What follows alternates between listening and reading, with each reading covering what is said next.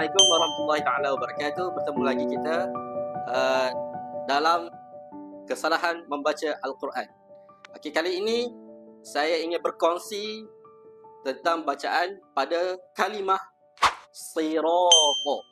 Okey, pada surah Al-Fatihah mempunyai sirata ada dua tempat. Ayat 6 dan ayat 7. Ihdinas siratal mustaqim siratal ladzi. Pada kalimah sirata yang menjadi kesalahan kepada kebanyakan pada kita membaca Al-Quran adalah ketika mana kita menyebut sirata, kita tidak menebalkan pada huruf sad dan juga huruf ta. Kita menyebut sirata. Jadi tebalnya satu huruf di dalam huruf hijaiyah mesti melibatkan lidah, tidak melibatkan mulut. Yang menjadi kesalahan kepada kita adalah kita menebalkan sesuatu huruf menggunakan bibir. Okey.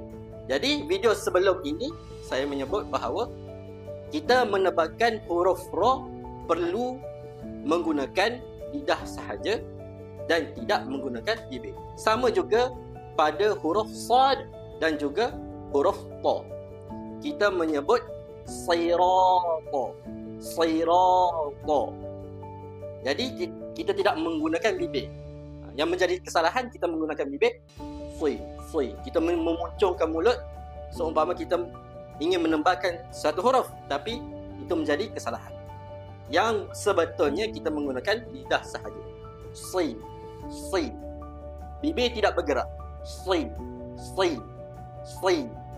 Sirata, ta.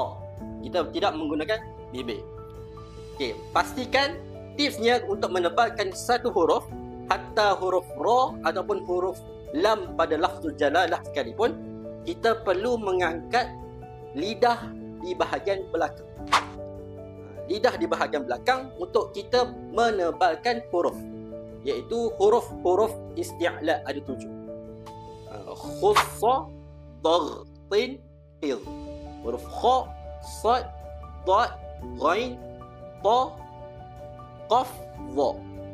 Ada 7 huruf tebal, dan ketujuh-tujuh huruf tebal ataupun termasuk huruf ra dan lam perlu menebalkan huruf tersebut dengan mengangkat lidah di bahagian belakang.